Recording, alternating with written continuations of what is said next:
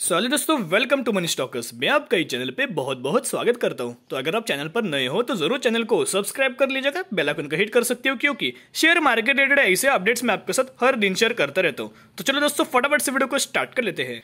तो दोस्तों, आज की इस वीडियो में आपके साथ दो कंपनी के बारे में शेयर करना चाहूंगा। अभी कौन कौन सी दो कंपनीज के बारे में बात करेंगे। एक ऐसी कंपनी जिस कंपनी में आपको बोनस और आपको एक ही बार स्प्लिट, दोनों एक चीज है दोस्तों, बेनिफिट है, एक ही बार आपको देखने को मिल सकता है, क्योंकि एक बार इस ग्रुप की कंपनी में या फिर इसकी जो मेन कंपनी उसमें हमें यह मिल चुका है। प्लस जो सेकंड कंपनी हम बात करेंगे ट्राइडेंट के बारे में। तो दोस्तों, हम स्टार्ट कर लेते हैं कि ऐसी कंपनी से जिस कंपनी में आपको बोनस या फिर स्प्लिट देखने को मिल सकता है, एक पॉसिबिलिटीज देखने को मिल रही है, क्योंकि पहले से इस कंपनी में या फिर इसके जो ग्रुप की कंपनी है या फिर दोस्तों जो मेन कंपनी है उसी सेक्टर से बिलोंग करते हैं। उस कंपनी में एक बार ऐसा हमें देखने को मिला था कि कंपनी में लगभग बोनस भी कंपनी ने एक ही वक्त दिया था और कंपनी में लगभग आपको स्प्लिट भी एक ही डेट में आपको देखने को मिला था, यानी कि दोनों चीजें आपको एक ही दिन देखने को मिल चुकी थी। तो एक पॉसिबिलिटीज निकल के आ रही है। तो इस कंपनी में जो हम बात करने वाले आज की वीडियो में, उस कंपनी में दोस्तों आपको ये देखने को मिल सकता है। तो देखिएगा, पहले मैं आपको सिर्फ इसका डेटा भी शेयर करना चाहूंगा। ये जो कंपनी है लगभग कौन सी कंपनी है, हम बात करें बजाज फाइनेंस के बारे में। बजाज फाइनेंस की अगर बात की जाए तो कंपनी में आपको स्प्लिट मिला था। आप इसकी एक डेट नोट कर सकते हो, लगभग 2016 में आप इसे दोस्तों एक डेट है या नोट कीजिएगा। तो दोस्तों, इनकी अगर बोनस हिस्ट्री की अगर बात करें, कंपनी में बोनस हिस्ट्री भी आप यहाँ देख सकते हो। जो एक्स डेट है, रिकॉर्ड डेट है, आप यहाँ नोट कर सकते हो। लगभग 2016 डेट दोस्तों नोट कीजिएगा, और उसमें भी 2016 में हमें दोनों चीजें एक ही दिन में देखने को मिल चुकी थी। तो दोनों चीजें दोस्तों आप यहाँ नोट कर सकते हो।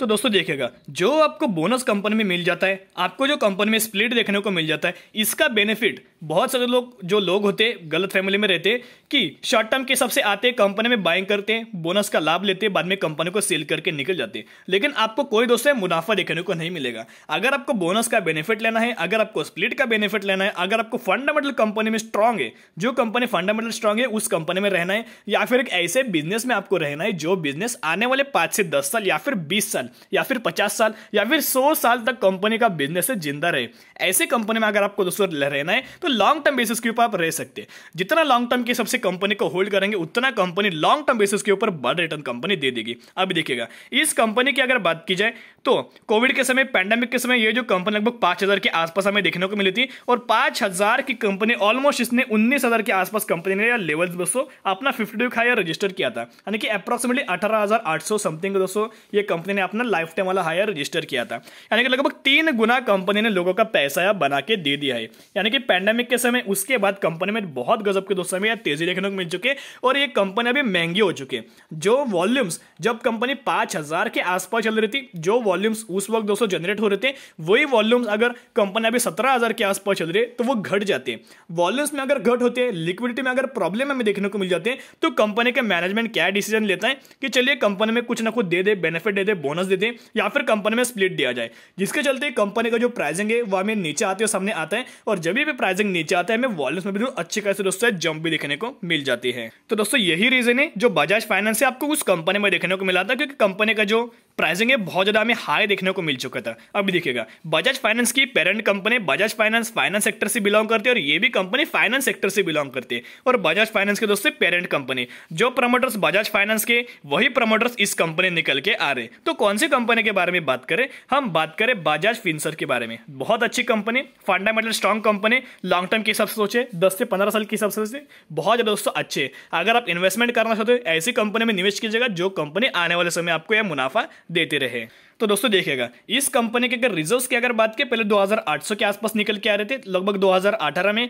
2020 की अगर बात करें 450 करोड़ के आसपास, और 2021 की अगर बात की जाए 3720 करोड़ के आसपास निकल के आ रहे। यानी कि कंपनी के जो रिजर्व है उनमें हमें अच्छे खासे मात्रा में ईयर ऑन ईयर बेसिस बहुत गजब के दोस्तों में ग्रोथ देखने को मिल रही है। प्लस कंपनी के अगर लोन की अगर बात की जाए, डेब्ट की अगर बात की जाए, फिर बोरिंग्स की अगर बात की जाए, जो कंपनी के ऊपर एक भी रुपए का या फिर 1 भी करोड़ के आसपास कंपनी के ऊपर दोस्तों कर्जा में देखने को नहीं मिल रहा है। एक और पॉजिटिव न्यूज निकल के आते हैं, क्योंकि क्या होता है, अगर कंपनी के ऊपर डेप्थ होता है तो कंपनी क्या करती है, जो भी आप प्रॉफिट प्रॉफिट जनरेट करती है, उसमें से जो नेट प्रॉफिट होता है उसमें से कुछ हिस्सा होता है जो कंपनी लोन में या दे देती है, ओके, लोन या चुका देती है, जिसके चलते उनको ये जो बाकी का जो पैसा जो बच जाता है वो as a terms of reserve में कंपनी डाल देते हैं। तो अभी क्या होगा, कंपनी के ऊपर अगर डेप्थ नहीं होगा तो जो पूरा का पूरा कंपनी जो नेट प्रॉफिट या जनरेट कर रही है, जो भी रेवेन्यू जनरेट कर रही है, उसका तो हम बोल सकते हैं पूरा का पूरा जो हिस्सा है रिजर्व में हमें जाते हुए सामने आ जाएगा।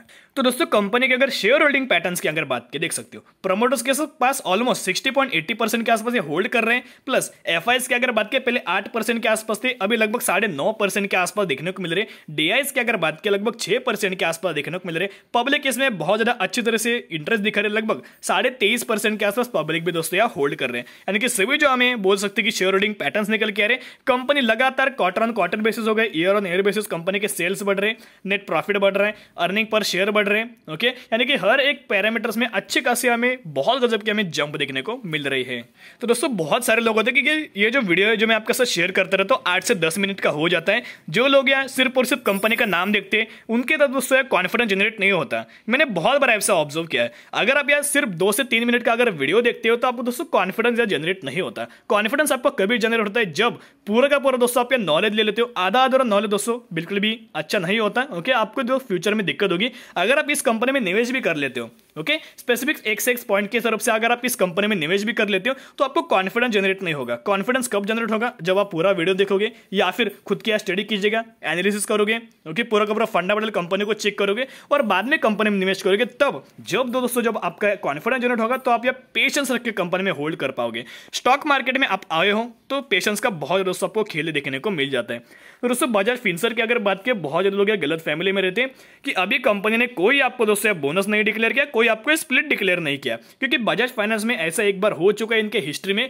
तो मुझे ऐसा लगता है कि ये जो कंपनी बजाज फाइनेंस की तरह बहुत ज्यादा महंगी भी हो चुके हैं। जब बजाज फाइनेंस महंगा होता है, अभी ये कंपनी उसी तरह से हमें महंगी देखने को मिल रही है, जिसके चलते कंपनी को भी दिक्कत होती है। तो कंपनी दिक्कत का जो प्रॉब्लम है वो सॉल्व करने के लिए कंपनी क्या करते हैं, बोनस या फिर स्प्लिट या डिक्लेयर कर लेते हैं। तो मुझे ऐसा लगता है अभी कंपनी महंगी हो चुकी है, यानी कि कंपनी और भी दोस्तों ऊपर जा सकती है। अभी 17,000 के आसपास चल रही है, 20,000 के भी ऊपर जाएगी, 25,000 के ऊपर भी जाएगी, 30,000 के भी ऊपर जाएगी, उसके लिए नो डाउट। लेकिन कंपनी की लिक्विडिटी के लिए दोस्तों हमें प्रॉब्लम्स है देखने को मिल जाते हैं।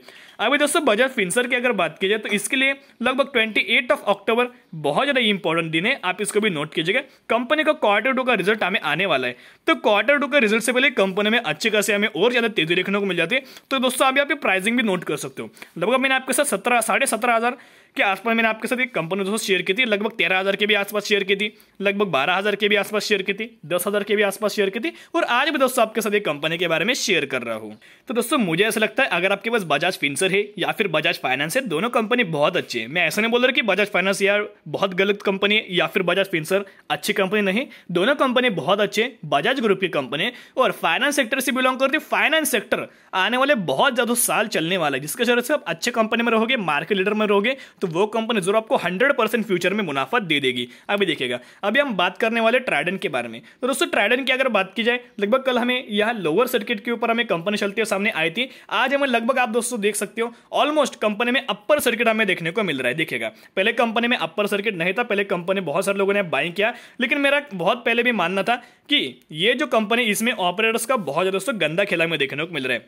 ओके, ये अभी कंपनी 34 के आसपास चल रही है, या 50 भी जा सकती है, 100 भी जा सकती है, 150 भी जा सकती है। लेकिन अगर आपको यह सेफ गेम खेलना है, जो भी लोग ये शॉर्ट टर्म की सबसे आए हो, दोस्तों मेरा एक ही मानना है, आप अपना जो कैपिटल जो अमाउंट है उस कंपनी में सेव कर सकते हो। यानी कि जो कैपिटल जो अमाउंट जो भी आपने एक से एक जो निवेश किया होगा, ओके, मैं कोई भी स्पेसिफिक या आपके साथ शेयर नहीं करूंगा कि आपने 10,000 लगाए हैं, 20,000 लगाए, 30,000 लगाए। आपको अपने कैपेसिटी के हिसाब से, रिस्क टेकिंग एबिलिटी के हिसाब से कंपनी में निवेश करना होता है। और इस कंपनी की अगर बात की तो मुझे पर्सनली ऐसा लगता है, अगर आप ये शॉर्ट टर्म के लिए आए हो और आपने लगभग 25 से लेकर 30 के आसपास अगर आपने कंपनी में निवेश किया है, या दोस्तों लेवल्स नोट कीजिएगा, अगर आपने 25 से लेकर 30 के आसपास कंपनी में निवेश किया है तो शॉर्ट टर्म बेसिस के ऊपर आए हो तो कंपनी में कैपिटल अमाउंट सेव कीजिएगा, जो आपको प्रॉफिटेबिलिटी अमाउंट है वो छोड़ के निकल सकते हो। ऐसे भी दोस्तों आप कीजिएगा।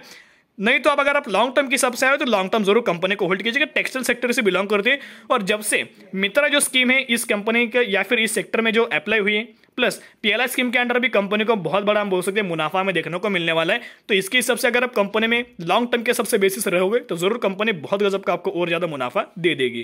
तो दोस्तों एक और मैं आपके साथ न्यूज शेयर करना चाहूंगा। मैंने दोस्तों कल के दिन आपके साथ वीडियोस भी मैंने यहाँ क्रिएट किया था, लेकिन मुझे बहुत ज्यादा अपलोडिंग में दिक्कत आई, इसलिए मैंने आपके साथ वीडियोस दोस्तों शेयर नहीं किया था। आज फिर मैं ये वीडियो या रिकॉर्ड कर रहा हूँ, आपके साथ शेयर कर रहा हूँ। ट्राइडेंट की अगर बात की जाए तो मैंने एएसएम लिस्ट ओपन की है। ये है लॉन्ग टर्म वाली एएसएम लिस्ट, ये है शॉर्ट टर्म वाली एएसएम लिस्ट। तो ट्राइडेंट का एक ही हम बोल सकते हैं एडवांटेज निकल के आ रहा है कि ट्राइडेंट का जो नाम निकल के आ रहा है हमें शॉर्ट टर्म बेसिस के ऊपर एएसएम लिस्ट में देखने को मिल रहा है। देखिएगा ट्राइडेंट जो कि स्टेज 1 के हमें सामने आ रहा है, तो दिक्कत वाली बात नहीं। ये जो एएसएम लिस्ट होती है ये क्या होती है, जो कि हम बोलते हैं अगर किसी स्पेसिफिक कंपनी में बहुत ज्यादा अगर हमें तेजी देखने को मिल जाती है तो सेबी क्या करते हैं, इसके अंडर यानी कि अंडर ऑब्जर्वेशन में रख लेते हैं, जिसका फायदा रिटेल निवेशक को हो जाता है। क्या होता है, ऑपरेटर्स लोग जो दोस्तों गंदा गेम खेलते हैं इसके हिसाब से बहुत ज्यादा लोग यहाँ फंस जाते हैं, जिसके कारण सेबी क्या करते हैं, उनको रिटेल निवेशक को प्रोटेस्ट करने के लिए ऐसे कंपनीज को एएसएम लिस्ट में डाल देती है short term basis as well as long term basis के ऊपर जो डिपेंड होता है। तो ये कंपनीज हमें फिलहाल में शॉर्ट टर्म के हिसाब से एएसएम लिस्ट में देखने को मिल रही है। तो अभी फिलहाल में जो भी लोग या करंट प्राइस के ऊपर बाइंग करना चाहते हैं या फिर फ्रेश बाइंग कंपनी में करना चाहते हैं ट्राइडेंट मर, देखिएगा कंपनी का जो आरएस इंडेक्स निकल कर 77 के आसपास निकल कर है, वही कल आरएस इंडेक्स 83 के आसपास हमें दोस्तों निकल के आ रहा था, अभी ऑलमोस्ट 77 के आसपास हमें निकल के आ रहा है। अभी जो कंपनी हमें ओवरबॉट जोन में देखने को मिल रही है, अभी ओवरबॉट जोन की अगर बात कीजिए कोई भी कंपनी ओवरबॉट जोन में ज्यादा दिन नहीं रहती, कंपनी में 100% हमें करेक्शन देखने को मिल जाता है। वो अगर कितनी भी फंडामेंटल कंपनी कोई ना हो, ओके, कंपनी में 100% करेक्शन देखने को मिल जाता है। तो मेरा ऐसा मानना है कि कंपनी में वेट एंड वॉच की जगह मुझे ऐसा लगता है पर्सनली, ओके, बाकी डिसीजन होता है वो आपके ऊपर या डिपेंड होता है, लेकिन मेरा खुद का अगर पॉइंट ऑफ व्यू की अगर बात कीजिए तो मैं जो भी कंपनी का आरएस इंडेक्स 50 से आसपास निकल के आता है मैं उस कंपनी में निवेश करके लॉन्ग टर्म के सब बेसिस के ऊपर होल्ड करते रहता हूँ, okay, short term as well as long term. लेकिन मैं ज्यादा दिन दोस्तों आपको पता है कि मैं प्रेफर है लॉन्ग टर्म बेसिस के ऊपर करता हूँ। तो दोस्तों आपकी नजर दोनों कंपनी के ऊपर रख सकते हो। तो आज के लिए इतना ही। अगर आपको वीडियो पसंद आए वीडियो को जरूर लाइक कीजिएगा। अगर आप चैनल पर नए हो तो चैनल को सब्सक्राइब करके बेल आइकन को हिट कर सकते हो, क्योंकि मैं ऐसी रिलेटेड वीडियोस आपके लिए शेयर करता रहता हूँ। फिर मिलेंगे, बाय।